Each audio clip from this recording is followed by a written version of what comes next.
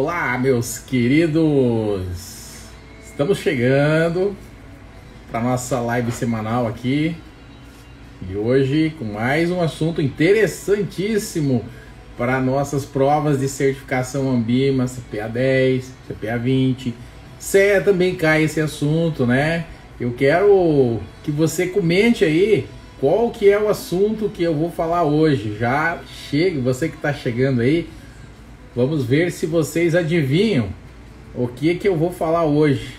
Eu reservei um assunto aí, como eu disse, que é o assunto que muitas pessoas acham difícil na prova de acertar. É um assunto mais complexo. Vamos ver se é complexo mesmo. Vamos ver até que ponto que realmente ele nos ajuda ou atrapalha nas provas. Mas sempre seguindo aquela minha lógica, hoje eu quero novamente trazer para vocês dicas práticas sobre o assunto. Primeiro eu vou contar uma história para vocês sobre como surgiu. Depois eu vou passar alguns conceitos. E no final da aula eu sempre trago como pode cair na prova, que é isso que importa muito para a gente. Saber como a prova interpreta os conteúdos. Que meus alunos às vezes falam assim: professor, mas como isso pode cair na prova? Porque a minha dificuldade é interpretar a questão ou entender como esse conteúdo pode cair na prova. Por isso que os simulados nos ajudam bastante nesse sentido. Mas não adianta estudar só pelo simulado se você não entender o conteúdo, né? Então esse link que eu quero fazer você entender o conteúdo primeiro, para quando vier uma questão, independente do formato, você conseguir interpretar ela e acertar na prova, tá bom? Essa é a ideia. E, de novo, lembre-se que nessas lives é muito importante você trazer papel e caneta. Eu sou adepto do papel e da caneta. Você pode trazer também o seu notebook, você pode trazer aí alguma ferramenta eletrônica, tá com o próprio celular anotando aí no bloco de notas, mas ainda é a anotação feita à mão que vai fazer o teu cérebro trabalhar a teu favor na hora de lembrar as questões na prova, tá? É por isso que eu falo de papel e caneta. Na verdade, caneta não, de preferência um lápis, aquele lápis preto tradicional, ó. Eu tenho aqui, ó. Inclusive eu fiz algumas anotações agora mesmo a lápis, tá? Porque o lápis você precisa exercer uma pressão maior sobre o papel e isso faz com que o teu cérebro entenda que aquilo é importante e ele vai armazenando isso. Eu sempre falo que o cérebro é como um músculo que precisa ser treinado, precisa ser exercitado, precisa ser levado na academia, né? Como os nossos músculos. E ele sendo treinado, ele ativa a nossa memória e isso ajuda muito. Então, dá um tempo aí agora, pega o papel, pega o lápis, vem para a live, para você poder aproveitar ao máximo as dicas que a gente está passando aqui para te ajudar na certificação, né? Deixa eu trocar meu óculos aqui, deixa eu ver se esse óculos novo aqui vai... Olha só, ao vivo e a cores. Opa, ficou bom também, né? Isso aí. Hoje eu convidei uma galera, tava hoje com o pessoal aí de uma das maiores cooperativas de crédito aí hoje de manhã, hoje de tarde, fazendo algumas aulas sobre certificações da Ambima, né? Então aí o dia hoje foi cheio e continuamos aí falando sobre certificações. Então é muito interessante sempre nós estarmos na ativa, né? Sempre eu estar conectado com quem precisa das certificações, que são aí os nossos gerentes de instituições financeiras, de grandes cooperativas de crédito que nós temos no Brasil, dos bancos, certo?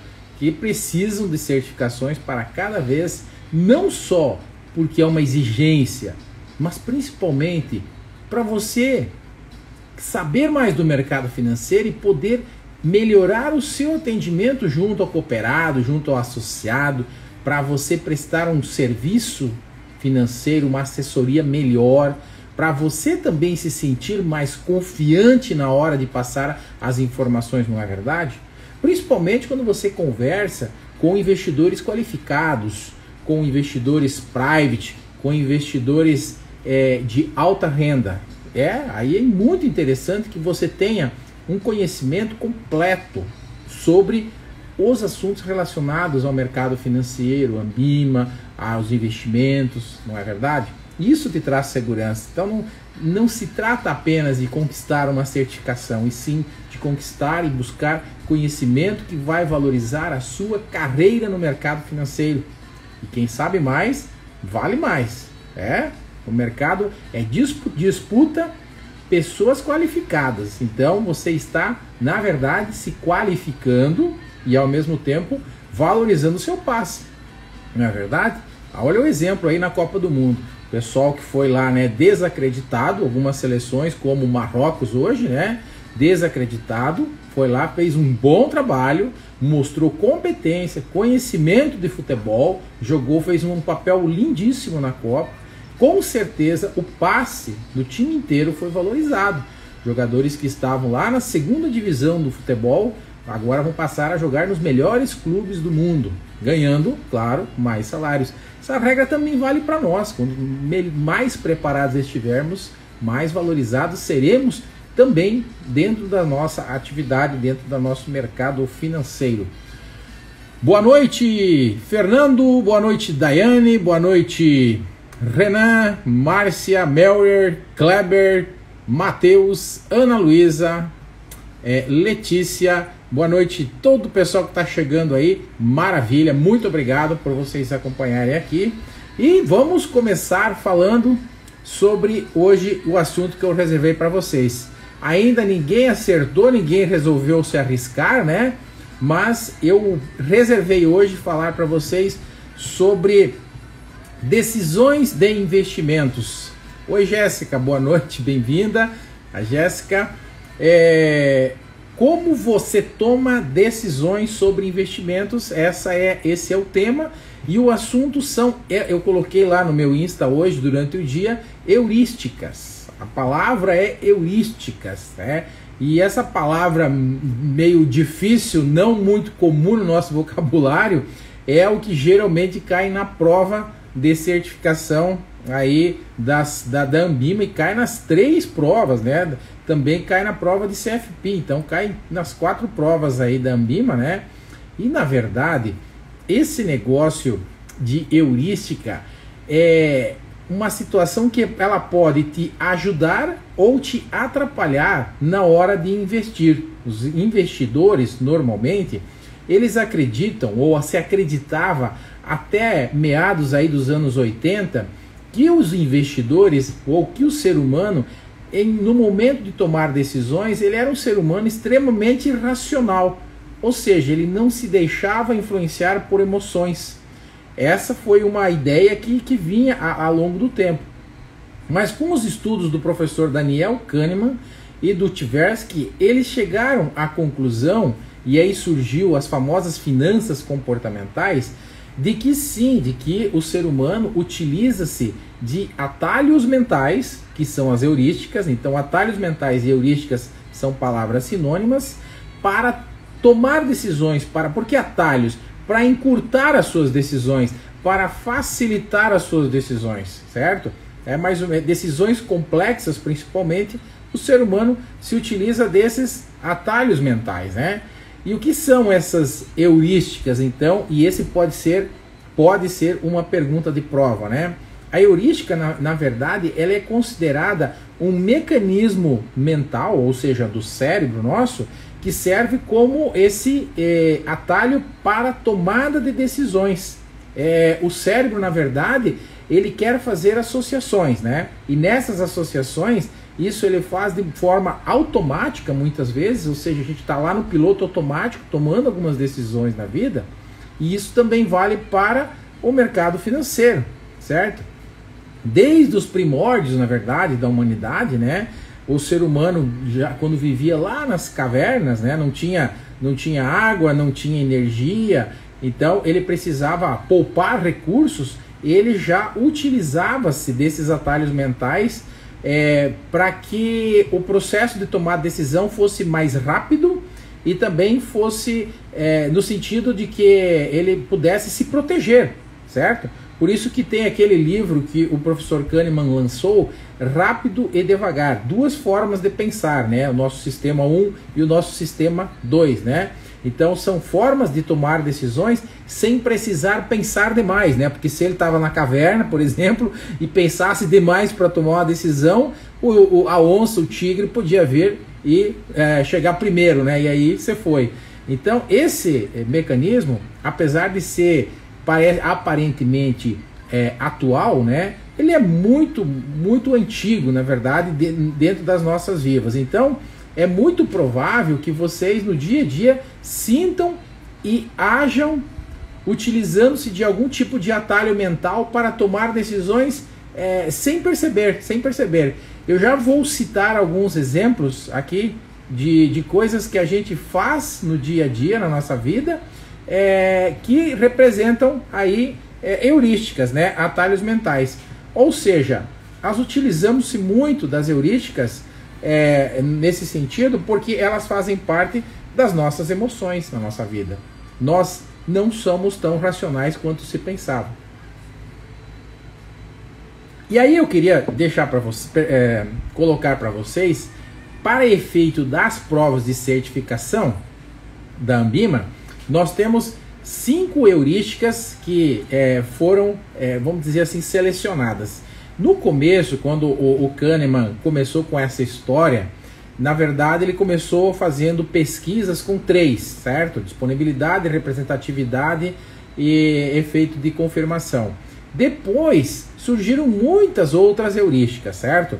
Mas para efeito de prova, a gente trabalha com 5, que são as mais comuns. Então eu queria deixar agora as 5 que caem nas provas de vocês, e vocês anotem então, principalmente, o que é cada uma delas, e eu vou dar um exemplo de cada uma delas para você poder entender o que é e como a gente usa essa heurística no dia a dia, que eu falei para você que a gente usa e nem sabe, né?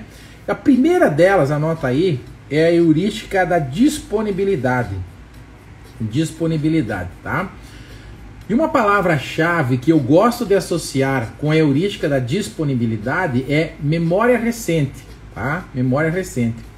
Porque memória recente remete àquilo que está disponível na nossa memória mais recente. É aquilo que a nossa memória vai buscar em primeiro lugar na hora de tomar uma decisão. Então, imagine assim, você tem ações de uma companhia aérea qualquer, tá certo? E aí você vê, à noite você está lá assistindo lá a televisão ou um jornal e você vê uma notícia negativa sobre companhias aéreas ou sobre aquela companhia aérea que você tem ação, certo? Que você e no dia seguinte, sem procurar nem outro tipo de informação, você, baseado nessa informação negativa que você recebe, você vai lá na tua corretora e vende as tuas ações, tá? Isso é agir com a heurística da disponibilidade. Isso é usar atalhos mentais para tomar decisões, tá? E por que eu estou falando que isso, até um certo ponto, era considerado bom, tá? Mas a partir do momento dos estudos que foram feitos, chegou-se à conclusão que muitas vezes a tomada de decisão com base em heurísticas levam nós a erros sistemáticos de decisões. Porque nós, quando tomamos decisões num ambiente de incerteza, como é o caso do mercado financeiro, usando as emoções, muitas vezes a gente acaba se deixando levar por esses vieses cognitivos, que é o que as heurísticas promovem, né? Viés cognitivo é essa parte do cérebro, e essa conversa está levando muito para o lado psicológico, mas é isso mesmo, finanças comportamentais, estamos falando de comportamento, e aí você toma essa decisão nem sempre com um grau de certeza muito grande, e isso aí que entra a questão do erro sistemático na tomada de decisão. Por isso que eu disse, voltando no exemplo da companhia aérea, o fato de eu receber uma notícia negativa, que pode ser, por exemplo, a queda de uma aeronave, né? isso não é motivo suficiente para você vender as ações imediatamente, concorda? Porque se você compra uma ação, você comprou por algum motivo específico, geralmente relacionados à estrutura da empresa, ao lucro que ela gera, ao caixa que ela tem, certo? Aos seus diretores. Então tem vários elementos positivos que você comprou. Esses elementos não vão se desfazer simplesmente pela queda de uma aeronave, porque isso acontece e pode acontecer, né, em qualquer momento das nossas vidas. E aí o que acontece? Essa decisão, claro que pode acontecer da ação oscilar para baixo nesse momento, mas não é um motivo para você vender as ações ou se desfazer delas. Então você está sendo nesse momento condicionado a tomar decisões baseado nessa heurística da disponibilidade, porque você viu essa informação, como poderia ser uma informação sobre o prejuízo no balanço. Então é necessário você primeiro verificar o porquê do prejuízo, certo? Para depois tomar a decisão. Então, tomar a decisão baseado numa informação disponível no teu cérebro naquele momento, isso é a heurística da disponibilidade, tá certo? Tá? Informação disponível no momento. Então, a informação é uma tendência, né, que você tome a decisão baseado nisso. A outra heurística, anota aí, é a da representatividade. E essa heurística, a palavra-chave que eu associo com ela é informações passadas, é o passado. Então, enquanto que a disponibilidade, você usa o que está disponível recente, representatividade é aquilo que a gente analisa com base em informações passadas, né? Então a gente pode se deparar de repente com uma situação de que a gente ouviu falar alguma coisa e a gente encara aquilo como representativo e a gente acredita que aquilo é uma verdade absoluta e a gente não quer fazer aquilo de jeito nenhum. Né? Eu vou te dar um exemplo agora que você vai entender o que eu estou falando, né? Eu tinha certa vez, quando eu trabalhava numa instituição financeira, eu tinha um cliente que não aceitava fazer nenhum investimento que envolvia ações, né? E um certo dia a gente perguntou para ele o porquê que ele não queria investir em ações, ou qual era o problema que ele via nesse investimento. E ele falou que o avô dele teve problemas com ações. Ele investiu na bolsa há muitos anos atrás, é lógico, e perdeu dinheiro. E isso para ele foi representativo. Tá vendo a associação que a mente faz? Foi muito representativo. E aí ele falou assim: eu não invisto em ações porque ações não é bom, porque o meu avô perdeu dinheiro lá atrás, não importa quantos anos fazem. Então quando o cérebro age assim, significa que eu estou usando a heurística da representatividade. Isso é verdadeiro? Isso é positivo? Tomar decisões dessa forma? Não tem nada a ver, porque muitas pessoas já perderam dinheiro no mercado de ações e isso não quer dizer que o mercado de ações é ruim, tá? É a mesma coisa, de repente, que você vê duas pessoas, né? Duas pessoas, você toma decisões com base na representatividade. Desculpa, um outro exemplo eu vou dar. Que as pessoas utilizam muito a questão da representatividade. Vou contar a história aqui da minha mãe, por exemplo. Quando ela fazia pão em casa antigamente, ela fazia pão naqueles fornos de barro, né? Lá na nossa casa. E aí ela fazia vários pães ao mesmo tempo, né? Pão com farinha de trigo, aliás, uma delícia, né? Aquele forno de tijolos de barro, colocava a brasa lá dentro, depois tirava a brasa, colocava os pães que já estavam assim pré-crescidos, né? Lá dentro, todos branquinhos, naquelas forminhas pretas, né? Colocava lá e deixava ele assando. Quando ficava pronto, geralmente os pães, ela fazia de tarde, a gente chegava da escola, certo? E o que a gente fazia? A gente se atracava, né? Nós éramos todos jovens, nós éramos em 4 irmãos, chegava em casa e se atracava para comer o tal do pão da mãe, porque era muito gostoso, né? Quem não lembra aí dos pães quentes das nossas mães, das nossas avós, como é bom comer um pão quente, né? E aí a mãe, né? E não foi só a minha mãe que falava isso, eu ouvia muitas mães dos meus colegas também, para não deixar a gente comer tudo, porque aquela época era de vacas magras, era muito difícil as situações, nós tínhamos que fazer muita provisão, guardar recursos sempre para o futuro, né? Não é que nem hoje. Aí o que as mães falavam? Falavam assim, não, Cláudio, não come o pão quente porque faz mal, porque pode dar dores estomacais. E aí a gente pensava, né? Pô, então não vou comer, né? A gente ficava com medo. E até hoje, em alguns momentos, eu me lembro dessa frase dela, falando que o pão quente faz mal. E se veja só, isso é uma questão de representatividade, é uma heurística, que na verdade, né, não tem prova científica disso. Assim como falam do leite com manga, né? Misturar leite com manga também faz mal. Isso são heurísticas que foram criadas lá atrás por algum motivo, tá? E no mercado financeiro, eu já dei o exemplo do avô, né? Que pode ser uma heurística também. Outra heurística, a terceira, é da ancoragem. A heurística da ancoragem, então, lembra de âncora e sempre tem um número. Essa âncora aqui é aquela âncora que a gente se ancora, que a gente se escora, que a gente se apoia para tomar uma decisão, tá? Então eu vou dar um exemplo primeiro para você entender. Vamos supor que você tenha Vamos sair um pouco do mercado de ações. Vamos dar um exemplo de commodity. Que vamos dizer que se você tem aí um cliente, um cooperado, um associado que seja agricultor. Então ele tem soja para vender ou ele tem milho para vender. E aí ele fala assim, olha, eu vou vender, mas eu só vou vender quando o soja chegar num preço tal. Quando ele fala isso, ele está se ancorando, né? Ele está se ancorando. Ele está se apoiando naquele preço. Então, anota aí. Ancoragem sempre vai ter um número, sempre vai ter um valor expresso na questão. Eles vão colocar um valor para você tomar a decisão, tá? Porque o investidor, ele se ancora, ele fala assim, se bater R$10 eu vendo, se bater 50 eu compro, ou o contrário, entendeu? Ele sempre tem uma justificativa para apoiar a sua decisão, e isso se chama de ancoragem, tá?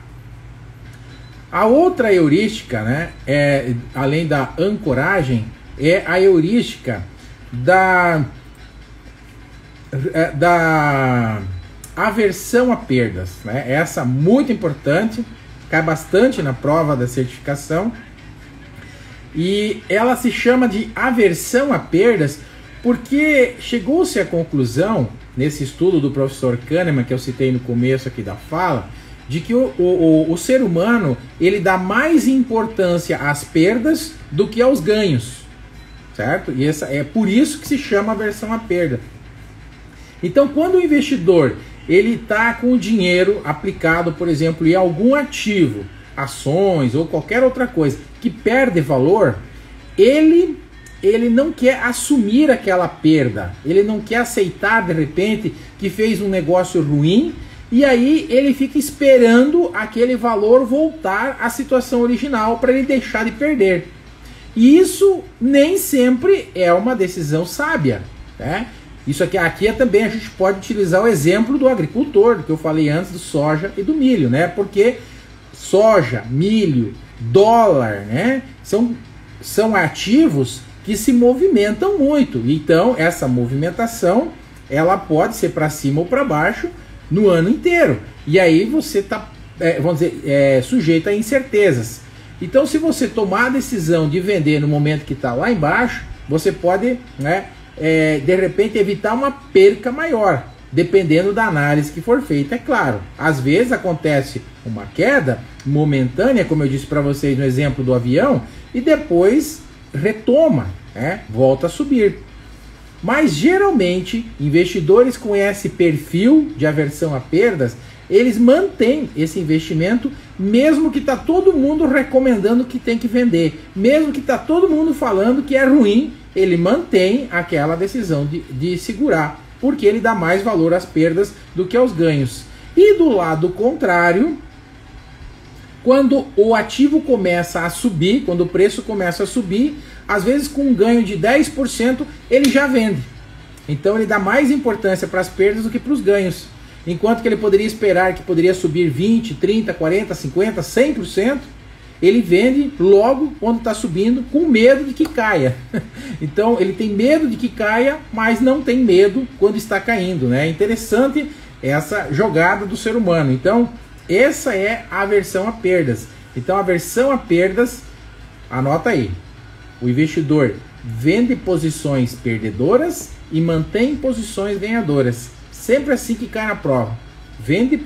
Mantém posições perdedoras, ou mantém o que está caindo, tá? E vende o que está subindo, certo? E aí a questão pode vir de várias maneiras, eu já vou dar os exemplos finais aqui para vocês entenderem, tá? E ainda nós temos a heurística, a quinta, da estruturação, tá? A heurística da estruturação é a forma como um problema é apresentado para vocês, tá? Isso, na verdade, são duas propostas que um investidor recebe que dizem a mesma coisa, porém a forma como lhe é apresentado, ou a estrutura, né, por isso que se chama de framework, pode influenciar na tomada de decisão do investidor. Por exemplo, eu falar que uma ação tem, olha, eu tenho uma ação aqui para te sugerir que tem 80% de chance de ela render positivamente esse ano, né? Positivamente, tá? Então já está implícito na minha fala que 20% de chance de dar negativo, tá? Só um exemplo. Então, se eu falar 80% de chance de dar positivo, é melhor do que eu falar primeiro, olha, eu tenho essa ação aqui, mas ela tem 20% de chance de dar negativo. Se eu falar assim, com certeza um investidor, né, que não tem muito apetite a risco vai cair fora. Mas se eu falar que ela tem 80% de chance de dar positivo, pode ser que esse mesmo investidor, sim, né, sem pensar, ele tome a decisão baseado somente na forma como eu apresentei para ele a estrutura. Então isso se chama estruturação, tá? Heurística da estruturação. Então até aqui a gente viu o exemplo e o conceito das 5 heurísticas: disponibilidade, representatividade, estruturação, ancoragem e aversão a perdas, tá certo? Agora eu vou falar para vocês um exemplo de cada um, de como que pode cair na prova, tá? Como que pode cair na tua prova da Ambima, uma questão que eu extraí aqui dos meus simulados, e eu vou falar para vocês, e pensa comigo qual é a decisão que você vai tomar, tá certo? Tá? Então, vamos lá. A primeira questão diz assim, ó: essa heurística traz o conceito de informação próxima, ou seja, as possibilidades são consideradas baseando-se na frequência com que os fatos vêm à mente do investidor e não na proporção em que o fato ou o evento acontece, tá? Essa é uma frase que nos remete à heurística da disponibilidade. Então pode cair na prova uma frase desse tipo, certo? Que conta uma historinha, e eles vão perguntar lá qual é a heurística que essa frase está se referindo. A palavra-chave que eu tiro aqui, ó, é os fatos que vêm à mente do investidor. Aquilo que está na mente do investidor agora, recentemente. O outro exemplo é da estruturação. Observem essa frase, tá? Existem 2 programas para se combater determinada doença que infectou 600 pessoas e você deve escolher entre um deles, tá? Então existem 2 programas de combate à doença e você deve escolher entre um deles. Caso escolha o programa A, 200 pessoas vão ser salvas. Legal? Segunda opção: caso você escolha o programa B, existe a chance de 1/3 de pessoas, existe a chance de 1/3 de se salvar 600 pessoas e a chance de 2/3 de pessoas morrerem. Gente, salvar 200 pessoas ou a chance de 2/3 morrerem é a mesma coisa, né? De ambas as formas, usando o programa A ou o programa B, nós vamos salvar 200 pessoas, tá? Então eu estou dizendo para vocês que isso é estruturação, que a forma como um problema te é apresentado talvez pode te induzir a erro na tomada de decisão de investimentos. Então, fica esperto. Isso não vale só para investimentos, isso vale para tudo, para comprar um carro, uma casa, um apartamento, para comprar qualquer coisa. É a forma como o mercado nos induz, às vezes, pode levar nós a tomada de decisões equivocadas. Exemplo da heurística da aversão a perdas, tá? Pode fazer o investidor investir em investimentos sem perspectiva futura de melhora, seja pelo medo da dor de realizar prejuízo, ou seja pela recusa em admitir eventuais erros na escolha da aplicação. Olha só, bem o que a gente falou antes, o investidor está perdendo no investimento que ele fez, ele não aceita que ele fez um investimento errado, por isso ele não vende, mesmo perdendo dinheiro, e isso, nesse caso, ele está usando a heurística da aversão a perdas, ele está se deixando levar por essa heurística, por esse viés cognitivo do nosso cérebro. Legal? Então esse é o exemplo da heurística de aversão a perdas. Agora presta atenção na quarta heurística, no exemplo da quarta heurística, tá certo? Vamos ver se você consegue raciocinar qual que é. Nessa heurística, o investidor decide baseando-se em semelhanças de situações ou casos de seu repertório do passado.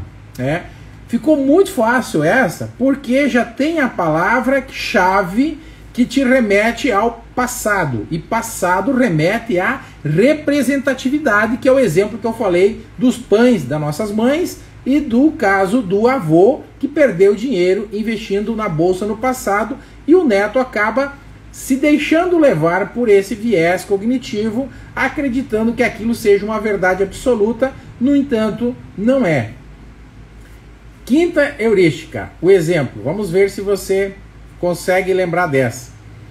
Um exemplo dessa heurística acontece quando o investidor se prende ao preço de algo. Olha a palavra-chave.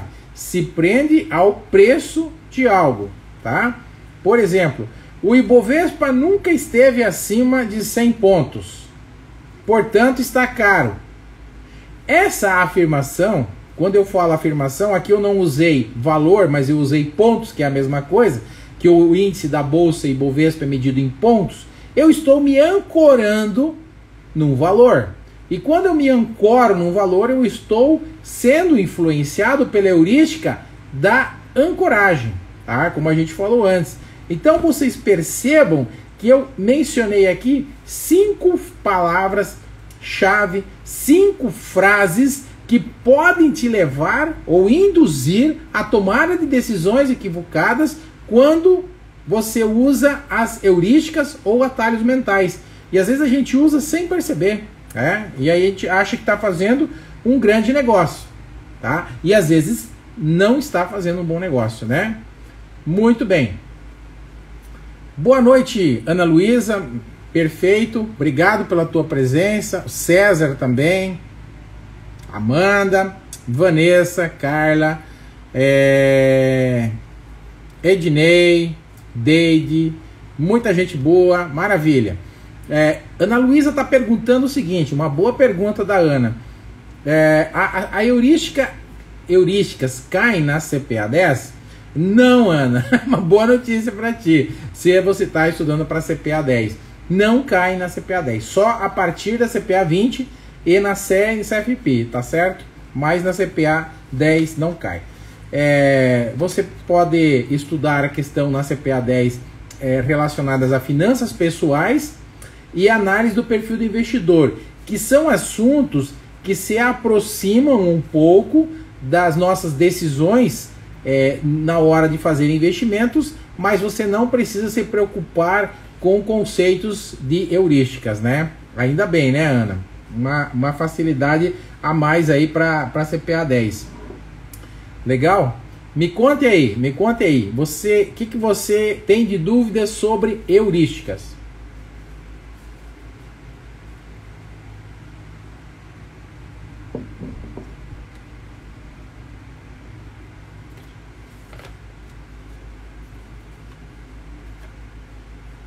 Que pode cair na tua prova. Isso, beleza, Ana. Ótimo, né? Maravilha, isso aí. Sempre assim.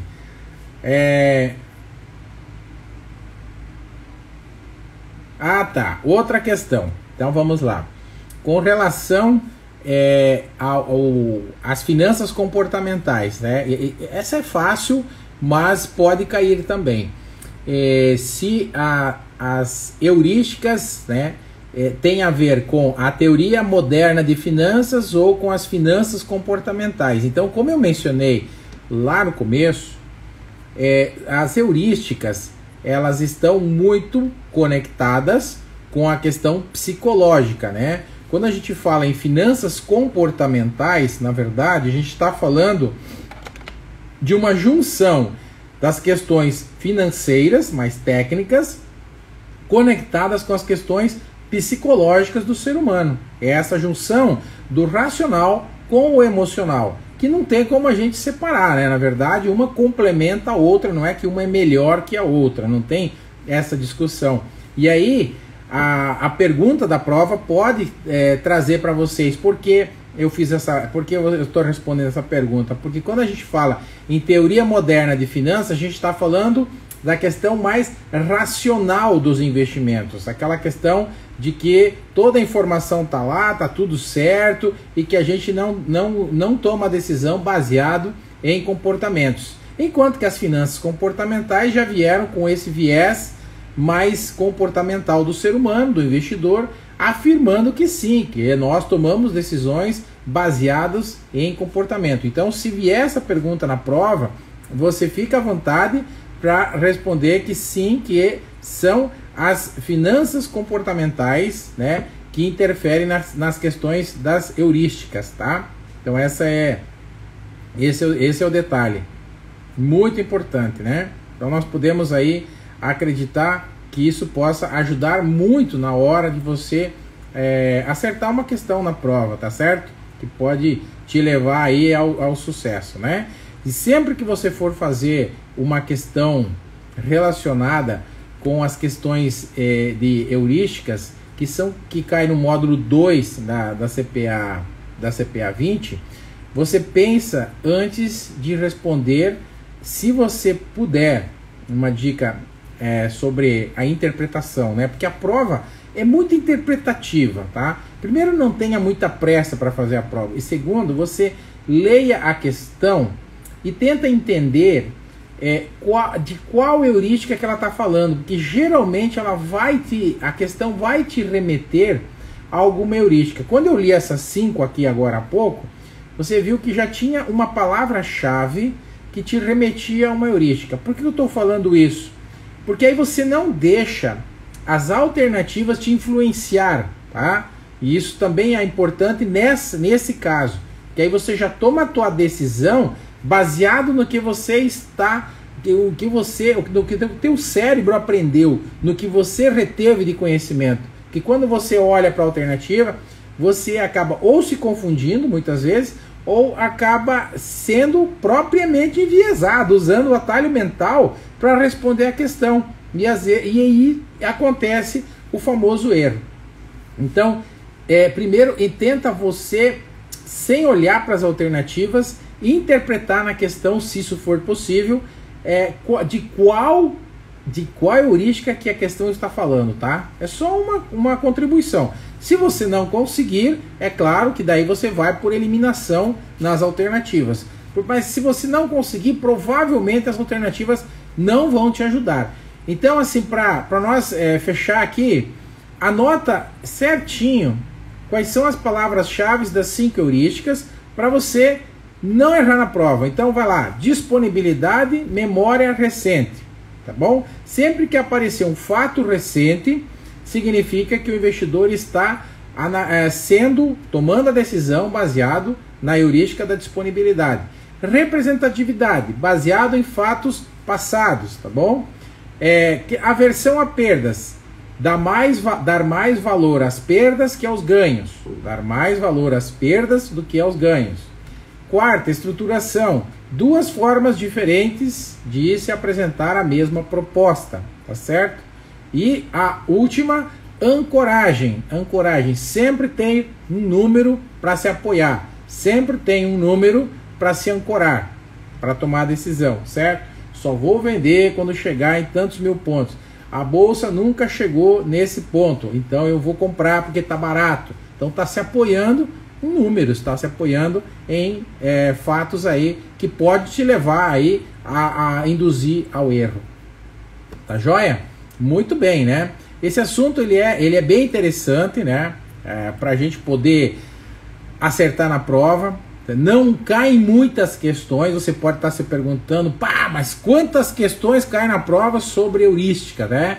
Então, gente, calma. O módulo 2 é um módulo que cai de 8 a 10 questões na CPA 20. Então, 8 a 10 questões de todo o módulo. Mas o módulo tem código de distribuição de produtos e investimentos, tem risco de imagem, risco legal, tem lavagem de dinheiro, um monte de assuntos sobre lavagem de dinheiro, não é verdade? Tem lá os KY, tem lá o controle interno, tem sobre prisão, sobre multa, sobre penas. Então tem várias coisas para nós discutir. Além disso, né, no módulo 2, para fechar, aí nós temos as heurísticas, tá certo? Então a heurística é um dos pontos que cai ali. Vamos supor que tem 8 pontos e caem 8 questões, pode ser que caia uma ou no máximo 2 sobre heurísticas, tá certo? Então assim, não precisa também se descabelar e se desesperar, falar assim, meu, se eu não entender esse negócio, eu não vou passar. Não é para tanto, tá bom? Não é para tanto. E tem mais, né? Pode ser que nem caia questões sobre heurísticas, mas pode ser que caiam 1, 2, 3 questões, porque você sabe que a prova é gerada aleatoriamente para cada um de vocês. Então pode ser, como tem alunos que vêm falar para mim, professor, na minha prova nem caiu tal assunto, né? Pode acontecer, porque são gerados, são faixas de questões de quantidades dentro dos conteúdos. Então ela pode ser diferente para você do que foi para mim. E isso faz parte. O importante é você estar preparado de forma geral para não ser surpreendido quando cair, tá? Por isso que eu trouxe hoje esse assunto para vocês sobre heurísticas, atalhos mentais, para você tomar a decisão correta sobre seus investimentos. Tá joia? Eu agradeço todos vocês que estiveram aqui presentes, participando. Se alguém tiver perguntas, pode fazer, fique à vontade. Já teve a Ana aí perguntando, né?